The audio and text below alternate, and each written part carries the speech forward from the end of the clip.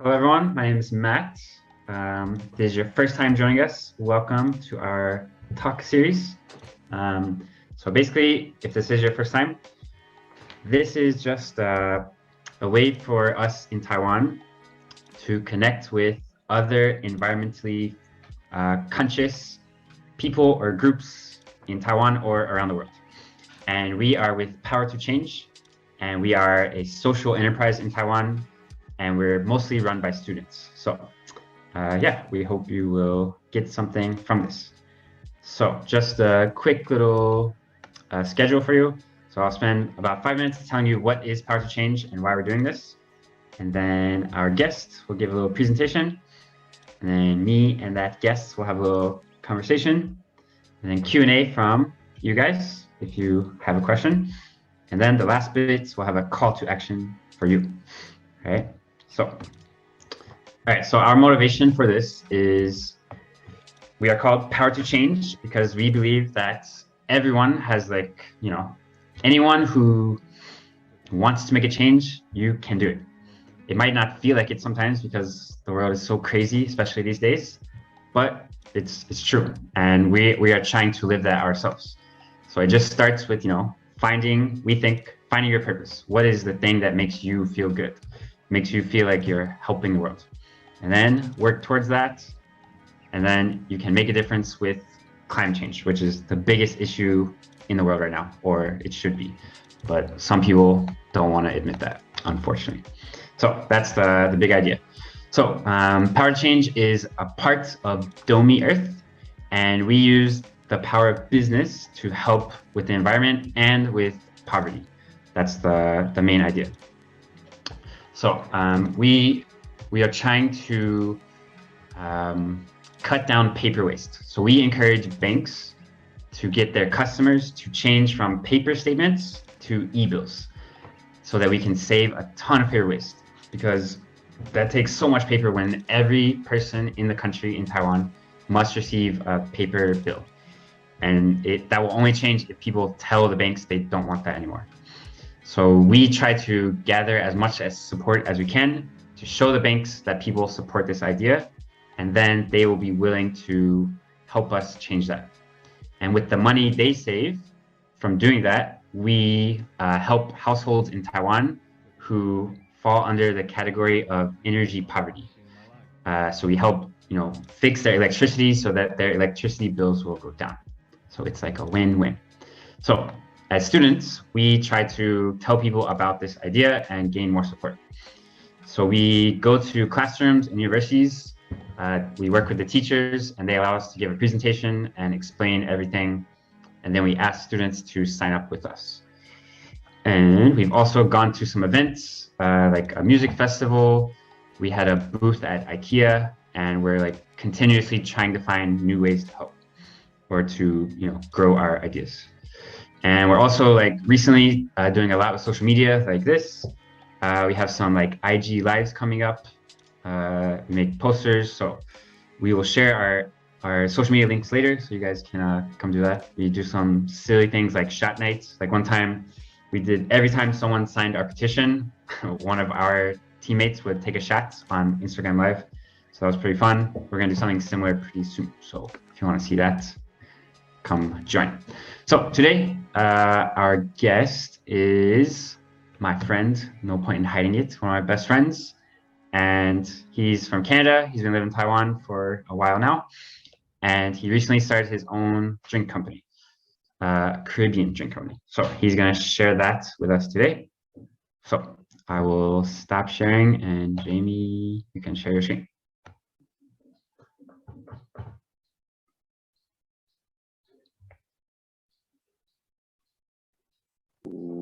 Okay. Are we live? Yes, go for it. All right. So my name is Jamie Lewis, and the company I've begun is called St. Louis Brewery. The talk today is going to be more personal, not so much business. I'll talk about the business a bit, but be it being a Power to Change interview, I just want to inspire others who, when I was 19 years old, looking for that leadership. So the company is called St. Louis Brewery, and sharing the Caribbean warmth is what we do. Not just the warmth of the sun, but the warmth of our feelings with others. My Taiwan timeline, to keep it short and brief, in 2012, I was a student at Humber College in Toronto, and I ended up doing an exchange program for 1 semester here in NKUHT, which is in Xiaogang, or the National Kaohsiung University of Hospitality and Tourism. Back home, and I worked as a destination wedding specialist, as well as an online customer service representative for 2 years. And then in 2014, I got my TESOL, learned how to teach English, and I came back to Taiwan from 2014 to 2018, where I taught English and I traveled to 3 countries every year for those 4 years.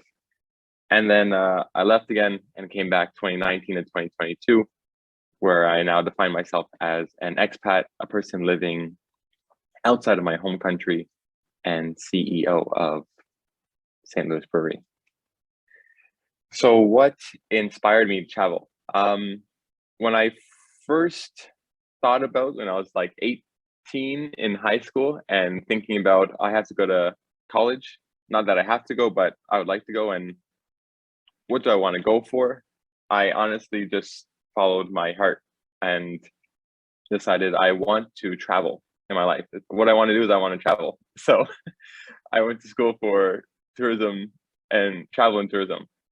And the reason why I went to Humber College in the first place was because they had a program where the 4th semester you could work on a cruise ship and go to the Galapagos Islands. That was the cruise of the year. And my favorite animal is the Galapagos tortoise, largest tortoise in the world. Very cool. Really a dream come true for me to be able to take this opportunity. But before I made that decision, my teacher at the time, Xiao Yi, who is also in the chat, mentioned that this will be also the first opportunity for Humber students from Canada to be able to go to Taiwan and be exchange students. And so I thought, I can either take the dream cruise that I want to do, or I can go to Taiwan. And I don't know what Taiwan is at the time, but I figured that, if I go on the cruise, I will never go to Taiwan. But if I go to Taiwan, then I'll always have time to go to Galapagos and go on the cruise. I have not gone on the cruise yet, but here I am, and here I was. This was 19 years old, the first group of Canadians from Humber College to make it to NKUHT and study abroad. Why did I come back after being an exchange student? I came back to teach. So on top left, there's me and all my kids, where, teaching and being with kids is really a joy. I really, really enjoy teaching. It's a lot of fun. And coming back, having such a great experience at NKUHT, I had the dream of if I could work with NKUHT and inspire those students as well. So I actually got a job, and that's in the bottom left there, where and I got my face on a poster, and I got to teach tourism and English tourism. And even today I'm teaching at the university as well. I came back because I wanted to travel. That was the whole point why I went to college in the first place. It's the whole point why I went to Taiwan. And so that photo on the bottom right is a picture of me in Thailand. I've been to Korea twice, Thailand, Philippines twice, Vietnam. It's been an amazing experience just living in Taiwan because of where it's located. I could travel to so many countries in the area. And then in the middle there is my tattoo of Taiwan, where I realized I was able to live my independent life for the first time. Living abroad is not easy, and driving around a foreign country using your second language is not easy either. So after taking my scooter around the island, I got this tattoo, and it marks a symbol of independence for me.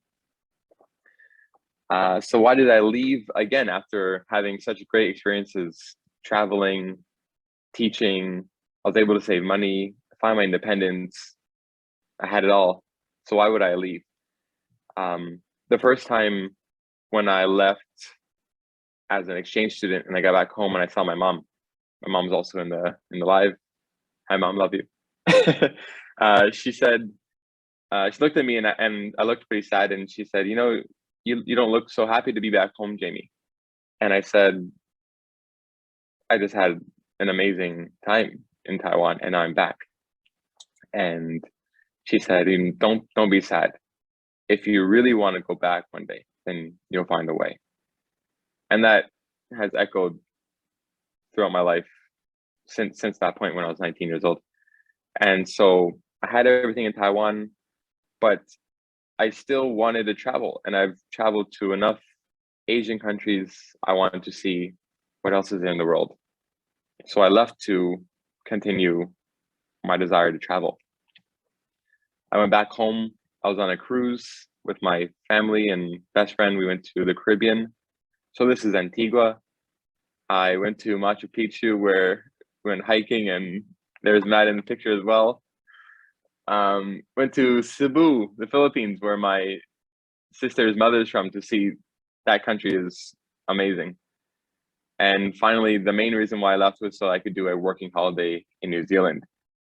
Again, traveling, working on apple orchids, and seeing just the amazing abundance of natural beauty in the world is the reason why I left. And with those moments in my heart, I could focus on where I am rather than where I want to go. So the desire was always to travel and see the world. And now I've seen the world, and the biggest lesson I learned in New Zealand was that everywhere is beautiful. The Caribbean is beautiful, and Peru is beautiful, and New Zealand and the Philippines, everywhere, Taiwan, Canada, everywhere is beautiful. And I found that by going out. So now I can focus on where I am today, which brings me to the story of St. Louis. So this is my grandmother. Her name is Elizabeth Lewis, and she passed away in 2015 after, I was in Taiwan at the time teaching English. So this was my first year living abroad, and she was my best friend. People say I have an old soul, and just recently I've been realizing I might have the old soul of an old Black woman inside of me. So we really resonate with each other. And some values and principles she taught me were strength. She was from St. Lucia, and she left to go live in Canada in the 1960s. That's an amazing feat. It's something that you have to be so strong to do, and she did it, and she survived and thrived in a foreign land. My grandmother taught me love, and she provided a piece of home away from home. She would often make sorrel for me. Sorrel's this is a drink that I make today, that she made for me often, and just giving me a taste of what home is for her goes so much further than just having a drink. And lastly, bravery, making the necessary changes for a better future. Like I said, she was from St. Lucia, and she decided that a better future for herself, as well as her son, my father at the time, would be to move to Canada. And so when I think of myself in my life today, living in Taiwan, it doesn't seem so odd to me. My grandmother has done it before. And even on my mother's side, my grandparents coming from England or Ireland to Canada, they've done it before too. It's not out of this world to move to different countries and do new things. This on the left side is our drink that we make. It's called sorrel, as I mentioned before. And in the pot, you can see I have hibiscus flower, or luo sanhua, or roselle, or sorrel. There's many names for this flower, as well as oranges. And then those white chunks are pieces of ginger. And I don't think you can see, but there's also cinnamon in there as well. I made this drink this way because that's how my grandmother made the drink. and not much thought put into it, to be honest. It's just what did my grandmother do that tastes best to me?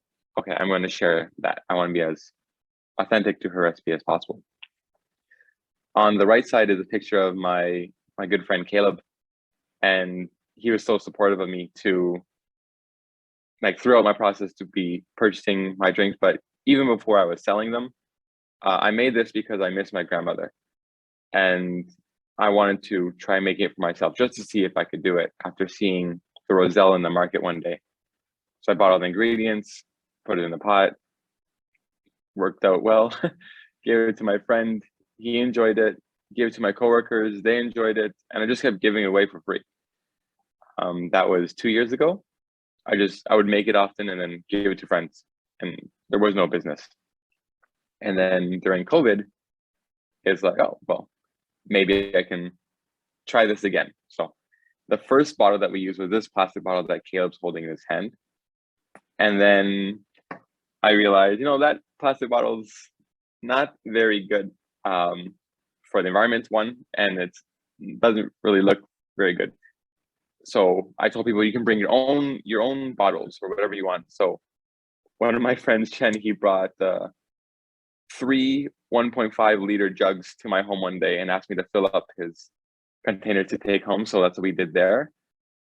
And then we got nicer bottles. So this is where we are now with like a 1 liter version.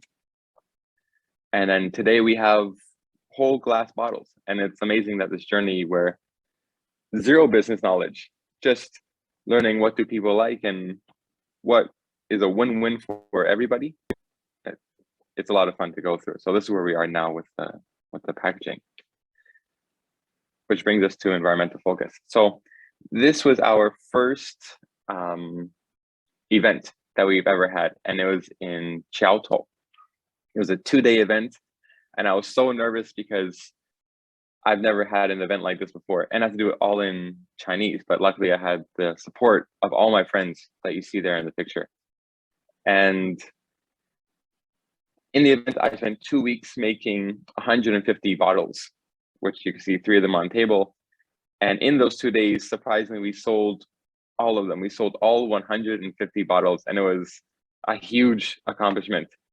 I was so happy, but during the time, I noticed something that, these are our bottles. And as much as I want to share the warmth of the Caribbean, as much as I want to share the drink with other people, these bottles are all drunk, and then the plastic is just thrown away and it's gone. And it breaks my heart, to be honest. And so instead of continuing the markets, I decided to stop, regroup with my team, and think about what are some better ways we can have our drink delivered to people, not in a single-use plastic bottle. So that's where we are now. I live to work. I don't work to live. Money is not the goal for St. Louis Brewery. Money will come because I believe what we're doing is something good. We're putting a positive into the world.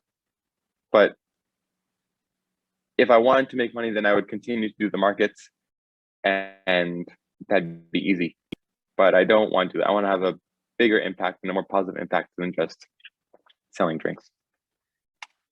Huge plans. So here are the cups I was talking about. I don't know if I can share this. If my team would be a little, nervous about me putting this out there, but we do hope to get our own reusable cups so that when people buy drinks or we have an event, such as when I go bowling, I bring drinks, or when I play Frisbee, I bring drinks. Instead of bringing, small plastic cups or small paper cups, I can just bring these cups. People can use them to drink, give them back to me, and no waste. We hope to have zero plastic for local customers, local being in Kaohsiung. We also hope to introduce a circular economy in Taiwanese night markets, and I'll let Matt speak on that afterwards. And we hope to own land where we can provide a sanctuary for people.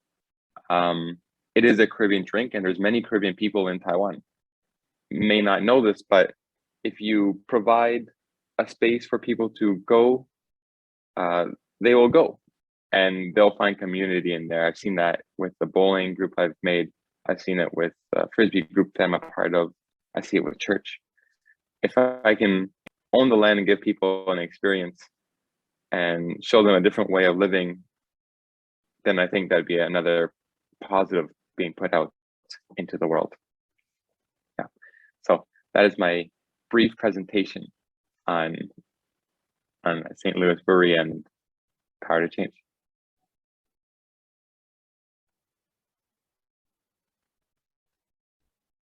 Can I swing it back over to you, Matt?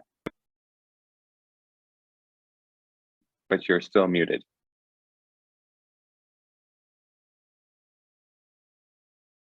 Okay, sorry about that, technical difficulties.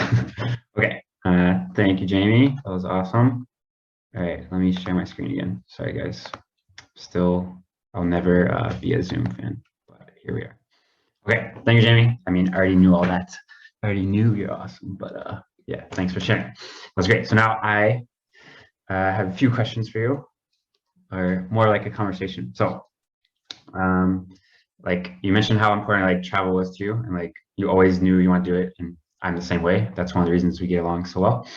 How would you say that like traveling like taught you any like lessons that help you now that you're older and like starting this business? Is there anything that like translates to like helping you? Yeah, so much. While traveling, you are often put into situations that you don't expect, and you just have to deal with them, or you run away. It's kind of like a fight or flight. And I feel like while you're traveling, you strengthen that fight or flight inside of you. So when you, for example, my friend and I went to the Philippines, and we were flying from Manila to Palawan. The plan was to fly at like 12 p.m., arrive at 2, a 4-hour bus ride through mountains, arrive at 6. Instead, our flight was delayed by 4 hours, and we arrived at 10 p.m. Pitch black, no hotel. We're supposed to arrive there and find a place, but now it's pouring rain, super dark, and what do? You figure it out. You figure it out, right? You find out a way to overcome the obstacle, and it works well in business as well. Like how do you have an example of that in the business part? In business? Yeah. Sure. Like when we had that event, you have a plan that you want to execute to go to the event, and then, oh, so you made all the drinks, and now how do you get them there? I only have a scooter. Right. I have to rent a taxi, and I like making the drink, bottling the drink, labeling the drink, cleaning the bottles, cleaning the dishes is all me. Transportation I need help with, selling I need help with, setting up, taking down. Like you think there's just one part of what you need to do, but there's so much more. There's so much more. Yeah, for sure. No, I totally agree. Next question. How important have I been to you? Just kidding. I already know the answer. All right. So another thing we have in common is that why does my okay.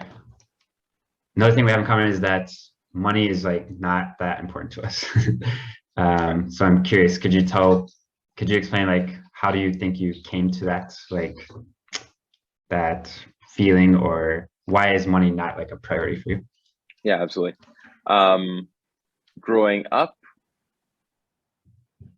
raised by my mom, single income, me and my mom, money is very important when you have a child to raise. And becoming older, and thankfully with her wisdom, like she's been through it. So I was able to, have a better life because of her sacrifices. And now I'm at a point where I make enough money. I don't need to do St. Louis Brewery. I don't need to do much. I could be very happy doing very little. But what's the point then? To me, it's like, what am I doing if I'm not putting some positivity into the world? it's not money. You're not going to throw money at the world and say, here you go, this is a great thing, because that's not true. You can't give money to people and expect them to be happy. Right. So yeah, if I can, whatever I do, provide a positive experience or a positive feeling for people, that's way more important than money. Right. Okay. So now I'm going to combine my two questions, because I think maybe someone here, especially like we are like a little lucky compared to most of our audience. Extremely. We come from higher income countries. Most of our audience is from Asia, you know, and we are able to be teachers and like live in another country and make Very money, lucky. right? So for some of our audience, do you have any advice for them? Like we don't care about money that much, but you need money to travel. So how can you reconcile those two things? Any advice? For people that want to travel, but don't have people a lot who of want money. to travel, right? Yeah. Traveling doesn't mean going far, right? You don't need to go to another country to travel. Most people in Taiwan have not traveled as much in Taiwan as I have in Taiwan. We've seen more of Taiwan than most Taiwanese. Yeah. And most Taiwanese, I would say, that have traveled to Canada have probably seen more about Canada than Canadians living in Canada, right? You can have an adventure anywhere you go. You and I have taken the MRT to Daliao, the most east end MRT of Kaohsiung, and then we walked 7 hours back to Kaohsiung Arena. That's a trip. That's a trip. And it cost us like 30 NT to get on train and walk back. Yeah, it was awesome. Yeah, for sure. So yeah, I agree with that. And then also, like, I think some people think you need like a lot of money to even like to go to another country, but it's not that true. You can find ways to like not spend much money, you know, just eat ramen, sleep in a hostel with 8 other people. Like, I don't want to do that now because I'm 31, but when I was like 20, I didn't care. Just sleep wherever. Yeah. If it and when lets me go somewhere new, like, when I did my working holiday in New Zealand, I worked for 1 month. So I got to New Zealand and I found a job as a housekeeper. So I was making the beds for a hotel. And it was like 4 hours of work a day, maybe 3 or 4 days a week. But the income just put me over the expenses. So I could save like $30 a week. Right. And that's good. I had so much time. I was free. Right. I worked in a surf hostel where I worked 3 hours a day cleaning bathrooms, every day cleaning bathrooms. Right. And I didn't get paid anything. So just free room, right? Free room and food? Is that free room, not free food, free surf. Yeah, I learned how to surf. And that experience is more valuable than money. Yeah, for sure. Yeah. So yeah, for you younger guys here, definitely working holiday is a good way because you'll get paid, you know, like enough, like Jamie says, like in New Zealand or Australia, Canada. So those are definitely like ways to look into if like it's not easy for you financially. Okay, so Jamie mentioned I would talk about the environmental stuff a little bit because I am a part of his company. So yeah, circular economy, if you don't know, it's like the idea that we reduce the need to extract resources. So it's just like it sounds. We make a circle. We use something, we design something to be used long-term.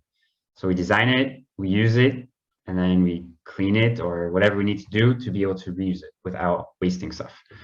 So we are in a process of ditching plastic. We still have some, and you know, we're not going to totally waste it. So we're going to use that for like, you know, shipping across Taiwan or big events where it's not feasible. But we're very close to having our own like tumblers, like he showed. And we will, for events, we'll have like a circular economy model where you pay money to get the drink, but you pay more than the drink is worth. And you get that cup and you can use it, you know, while you're walking around night markets or whatever the event is. But once you bring that back at the end of the night, you get, we give you that deposit back. So you only paid for the liquid that you drank, basically. And no one wastes anything. We go wash it, do it again next time. So that's like the main idea there. So now I would like to open up. So if you're shy, you can write a question in the chat box, but I would prefer if you don't do that. And there's your chance to talk to a traveler, and a new businessman. So does anyone have any questions about anything for me or Jamie? Don't be shy.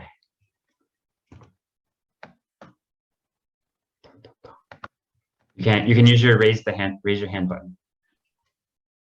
I think I see someone. Does he know how to unmute himself? Okay, Taylor, go. No.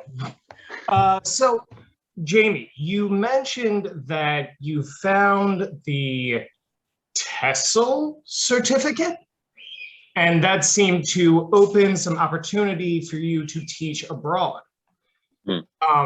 Without completing, I remember from conversations with you, you didn't complete a 4-year degree. And that TESOL certificate helped you to go abroad. And how did you find that certificate? Through your school teachers or through your guidance counselors at your university? No. I've never really heard of any of these certificates while I was living in America. Yeah. Okay. So one of my friends, so my program was only a 2-year program, and that's complete. So I graduated with honors. Woo. And one of the friends I made abroad, her name is Una. I was talking to her one day. I said, Una, I really want to go back to Taiwan. And she said, well, I can help you find some information. And she talked to a Canadian teacher in NKUHT. And he had mentioned that in Taiwan, if you have a 2-year diploma plus a TEFL or TESOL, teaching English as a foreign language certificate, then Taiwan would accept you and give you a working visa. Yeah. So it was through a friend knowing somebody in university to give me the information. And then in Canada, I just quick Google search, story checks out, where can I get this? And let's make it happen. Yeah, because I knew what I wanted. So it was just, how can I now go and get it? Okay, that's awesome, because when I was trying to move to Taiwan, I only ever heard the story of get your 4-year degree, and then you can be able to get your visa work settled in Taiwan.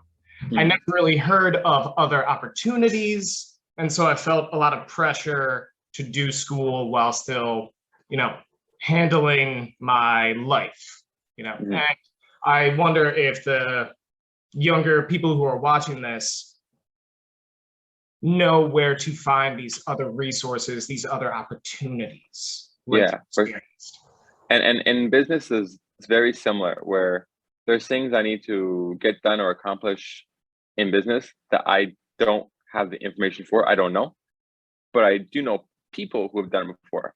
And if you're able to ask people with experience who are legitimately just one step ahead of you, then that's it. You just find a person who's one step ahead of you, ask them how do they take that one step, and then you take the step. Action is the biggest thing. You take the step. Because even if I knew, oh, that's how I do it, but then I didn't sign up for the TEFL, I didn't study while my family was having Thanksgiving dinner, I don't make the sacrifices, and it's nothing. Yeah. So you think one of the biggest things is communication and forming a community to learn these opportunities? Yeah, absolutely. And it's a big motivation why I made the bowling group in Kaohsiung, just to provide a community for people. I love bowling, but for people to have a place to go to and just hang out and meet new people, that's the real reason. Yeah, that's awesome, man. Thank you. That was a great answer. Right. Yeah. Thanks, TJ844, for your question. So yeah, Jamie mentioned bowling. So, oh wait, sorry. So yeah, I live in Hualien and Kaohsiung both. But when I'm in Kaohsiung, me and Jamie host a bowling event every Friday night. And yeah, it doesn't matter if you don't know how to play bowling, Jamie can teach you. He's an expert. So yeah, if you find yourself in Kaohsiung on a Friday night and want to meet some cool people, very international group. It's usually like half Taiwanese, half foreigners. And we just hang out, And Jamie always brings his drink, so you can have that. You can try it. So yeah, come join us anytime. There's the Facebook group. So does anyone else have a question? Zachary, hello. I see you. Hey. What's up? So I guess I have a question. So you talked about like having as little waste and as little use of plastic products as possible. And I mean, how can we extend that kind of, strive for zero waste and caring for the planet? How do we get the big companies or these, companies that are using a ton of plastics and things that could easily be, well, maybe not so easily, but could be changed over into products that we could reuse, like your tumblers? Is there anything we can do to try and like convince these big companies to make the jump too? That's a great question. Jamie, do you want me to answer? I'll give a brief answer and then you can answer. Okay. My brief answer, Zach, is that I realized with this, like, I could just keep using plastic, but I am making a choice to not do it.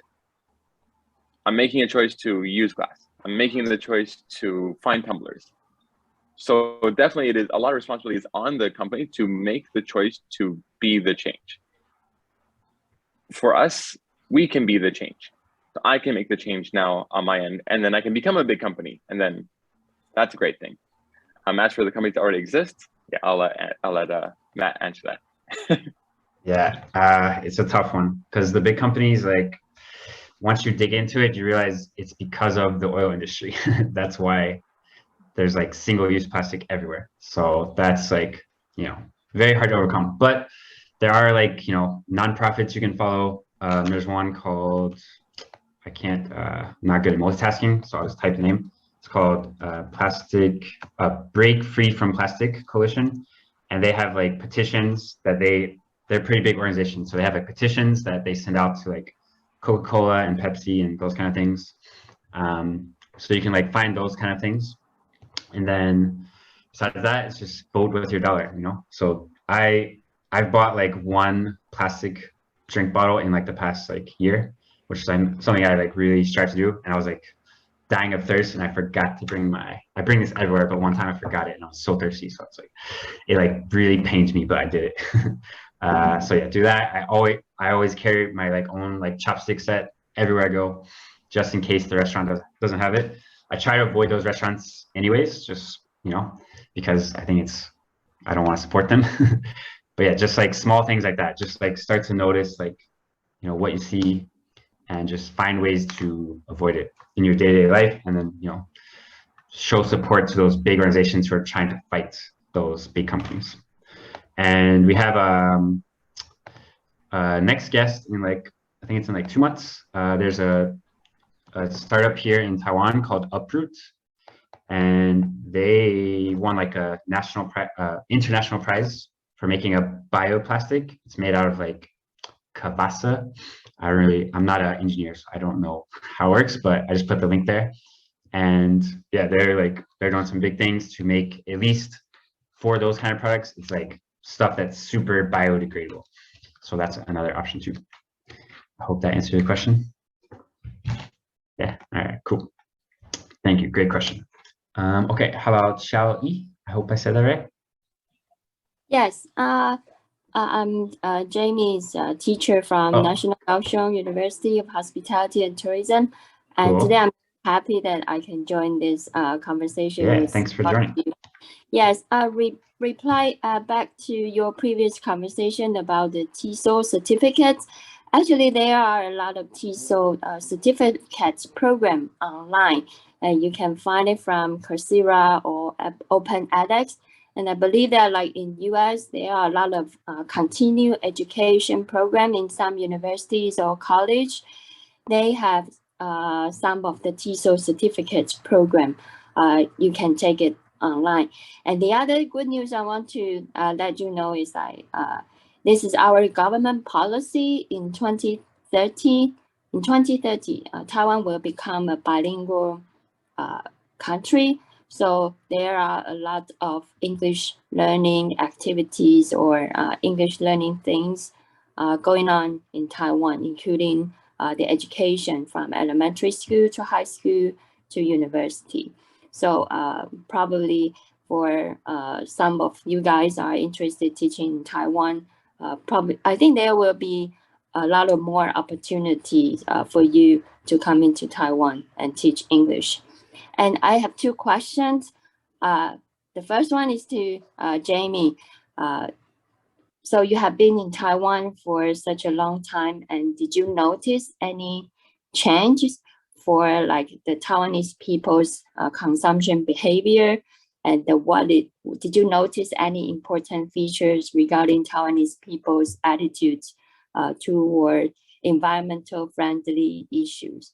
And the second question, I'm really interested about this organization, the Power Change, because in our university, we are now have some new courses for our students, and we are looking for someone who can help us to teach in English and related to the topic like sustainability and environmental education.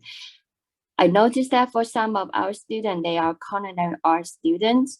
I realized that they waste a lot of ingredients, and when they want to do their events, they cause a lot of damage to the environment. For example, when they do the packaging of the product, I think they do not have this kind of sense related to the material that you use for the packaging.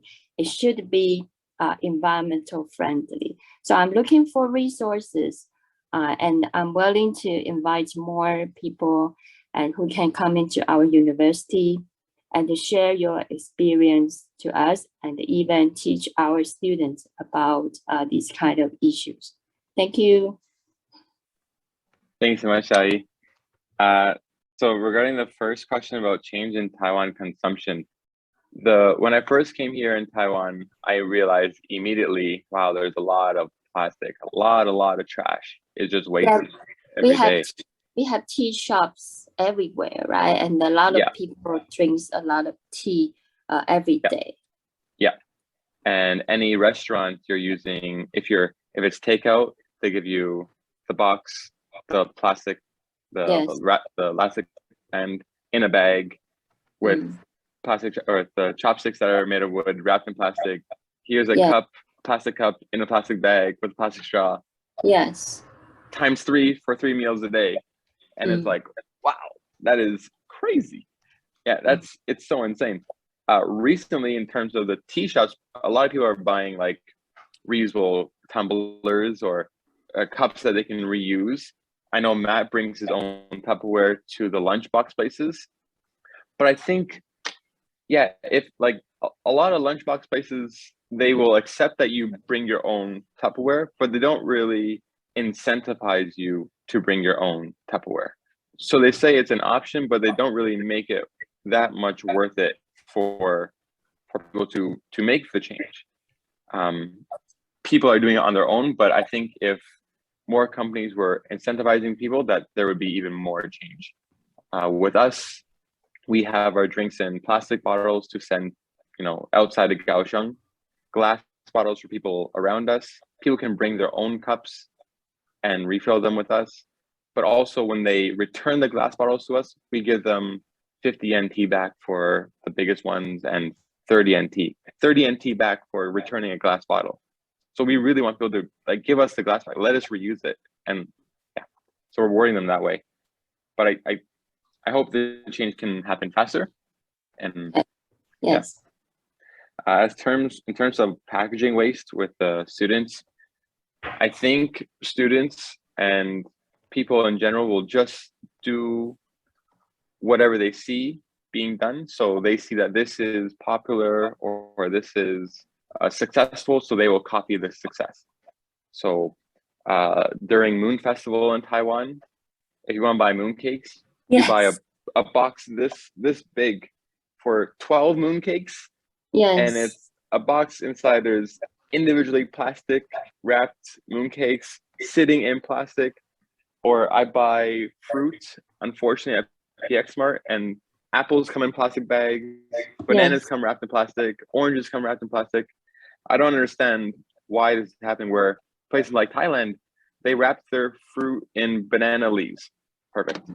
Why? We have enough banana trees in Taiwan. I don't know why we don't do the same thing. Yes. Okay. Yeah. So I think if people were able to look at better examples of successful, sustainable companies, then they would be better able to make a better change. Yes. Okay. Cool. All right. Yeah. Thank you for your question, Shai, and comments. Yeah, for power to change, yeah, I would love to. We actually, I don't know if you saw in the beginning of this presentation, we actually like to go to classrooms and present about power to change to students. But yeah, I'm also I'm in the College of Environmental Studies, so it's like my passion too. And I'm a teacher, like Jamie. I've been a teacher for 7 years, so yeah, I would. I'm in Kaohsiung often, so yeah, I would love to be able to talk with your students about it. So we can definitely talk about that. Sorry, I can't remember. Did you have like a question about power to change or? Yes. So you can send your people or find more resource and help us to do more education or run more workshop for our students. For sure. Yeah, it would be great. And actually, we're all students on our team, most of us, even though I don't look like it. I am an older student. And we have teams at different universities. Like I'm in Donghua and Hualien. We have 2 team members in Tainan. Christina, do you know what university that is? You mean, yeah, there are a group of students from NCKU. NCKU, yeah. So we're looking for more volunteers. So maybe even some of your students would like to join and form a Power to Change team in KUHC. Did I get that right? Yes. Yeah. So I can talk to them about that as well. So yeah, we can definitely be in touch. So thank you. Okay, good. Yeah. All right. So does anyone else? We have time for one more question. There's one from Luvian. Oh, Luvian. Okay, Luvian. Hello. Hello. Let me just lower my hand. Hey, Christina, Matt, nice to meet you in this space, and also Jamie. Heard a lot about you from Matt. Yeah, I'd like to ask you more about the state of the business at the moment. I'm wondering, hearing the story, it's amazing how you started and actually doing things. So props to you for that. But at the moment, I'm wondering about what's the current state of the business in terms of how many people are involved, and in what level of involvement are they in? Is it are you working full time or part time or anything? And also what's the volume of production and sales? And yeah, also another thing about that is I'm curious about for example, you are doing this using bottles, right? Instead of plastic plastic bottles, glass bottles. So that means the cost will be higher for sure. And and how do you how is the response from the customers about this?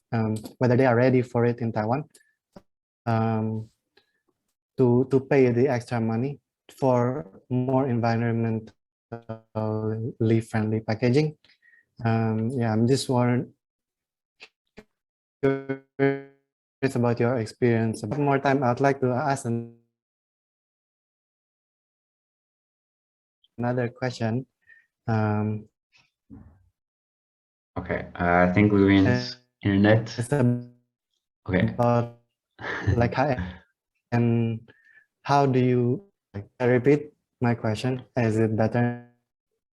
Christina, can you mute him? Sorry. Sorry. All right, Jenny, how about answer his first questions first? Yeah, sorry, Lou, you keep cutting out during the second part of the question, so we didn't quite understand. We'll do your first questions first. Yeah. So state of the business.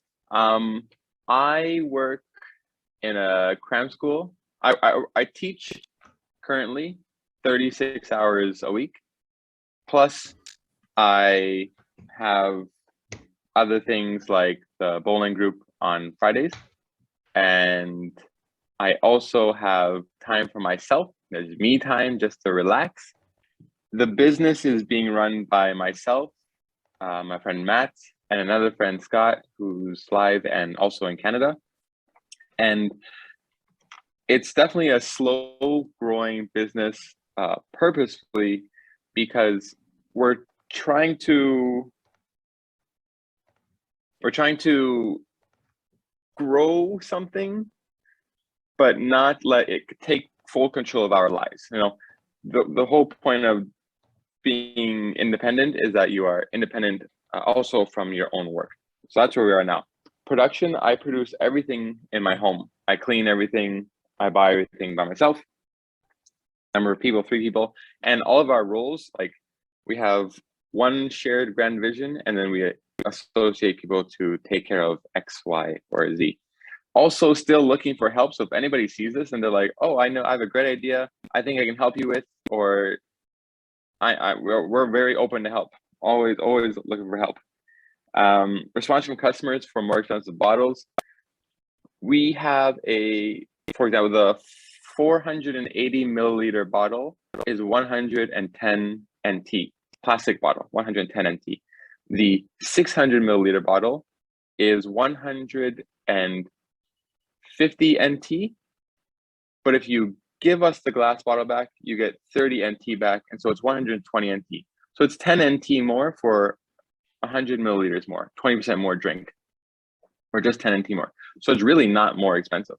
And again, this is just a choice of the business, where we could just leave it at 150 and say it's in a glass bottle, it's nicer, so it's worth. But no, we want people to easily be able to say, yeah, I want to make this. It's an easy choice to make, and they're rewarded for it as well.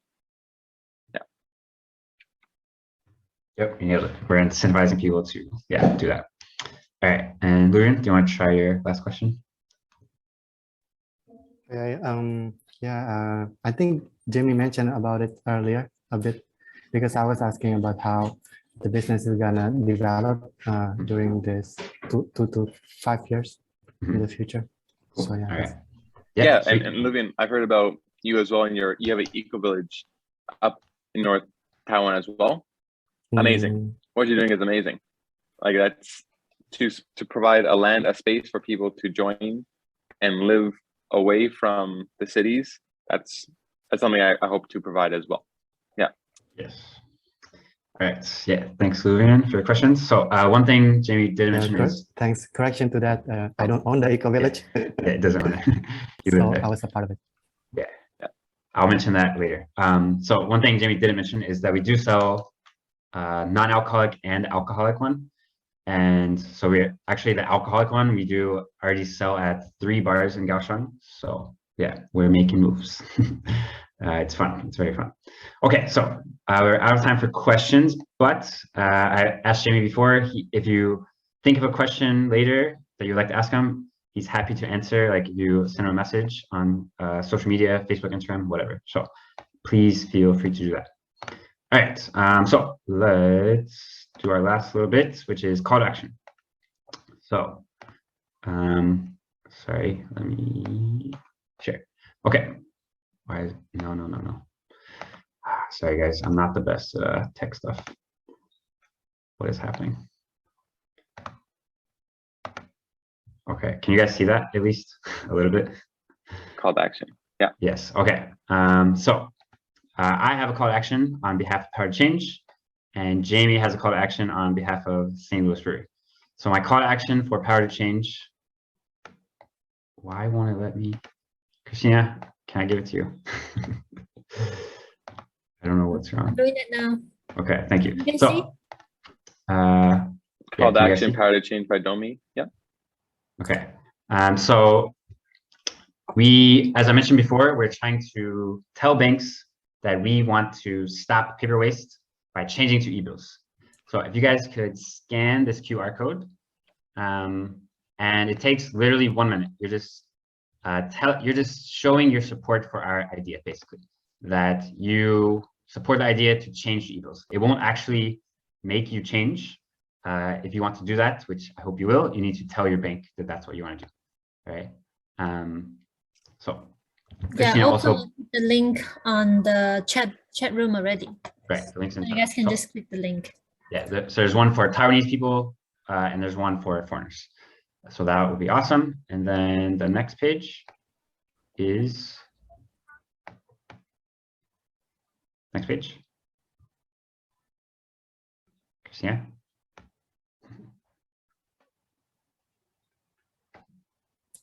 Sorry, I have a phone call. What did you say? Oh, Sorry. can you go to the next page? Sure. So next page, if you like what you're seeing here, what you're hearing here, we have more talks coming up. So these, you might notice one guy, he was just talking. So he's on April 9th. Yeah, he lived on an eco village, which it's kind of maybe what it sounds like. It's like a self-sustaining community that, you know, does everything they need, food, water, it's all right there, electricity. So he had some really cool experiences living on an eco village for 1 year in Fuli, Taiwan. So yeah, he will be talking about that pretty soon. I will be host again because he's another friend. He lived in Taiwan for 7 years, but he just moved back home to Indonesia, but he will still be online because that's the times we live in. He will be able to share with us. So that would be cool. 326, it's in Zhongwen, Chinese one, but it is with the co-founder and the leader of NCCU Green 24. And so they started a like sustainability, like green club. So maybe for us older guys, maybe you won't get too much out of it, but they do have cool ideas about, you know, being sustainable, and they will share like how they started this group, why they started it. So for your university guys who want to be more involved with environment stuff, you could definitely learn something from them. And then April 23rd, Han Wei Zhang, she is like the chair, one of the leaders for Taiwan Youth Climate Coalition. It's like a pretty big group.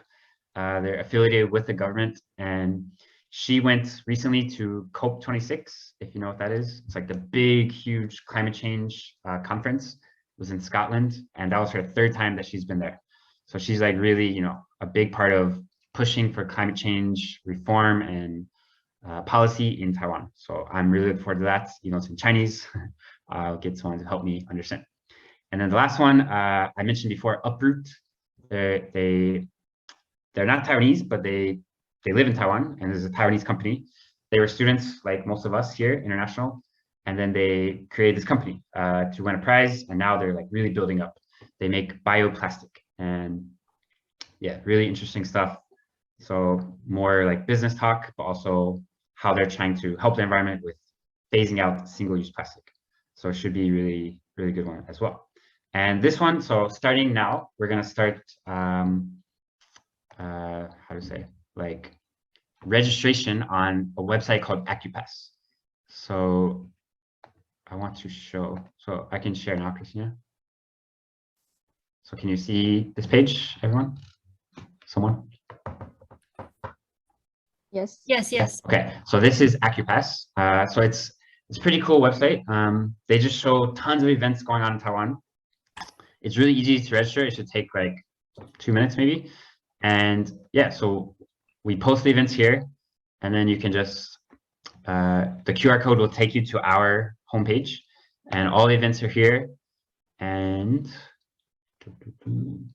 if you want to register for a specific one, even if you're not sure if you can make it, but you just want to have the reminder sent to you, and then you can decide later, you can just click here, register now.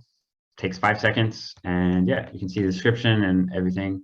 Irene, she will be the host for the next one. She's in here too. So yeah, hope you guys feel free. We would really appreciate if you could share around. That'd be awesome. And yeah, so feel free to join us for the future talks. So do you guys have any questions about that, about anything before we wrap it up? No? Okay, cool. So feel free to message us on social media or anything if you want to volunteer or anything like that. So before we go, we're going to take a group photo. So if you wouldn't mind opening your camera, that'd be cool. Okay, I will call the shots. So I'll wait for 5 more seconds for everyone to turn on their webcam. Everyone left. Come on. So the rest gonna turn on the webcam. Okay. There you go. Okay, all right then. Okay. All right. 5, 4, 3, 2, 1. Okay. Oh, wait. That's Laura. Okay. I'm gonna take another photo again then. All right. 1, 2, 3. Okay, that's it. Thank All you. right, awesome. Thanks everyone for coming so much. We hope you got a little something out of it. Thank you, Jamie, for your awesome presentation and the questions. Yeah, great to see you guys, and hope you have a great weekend. Thank you. Thank you, everybody. Bye-bye.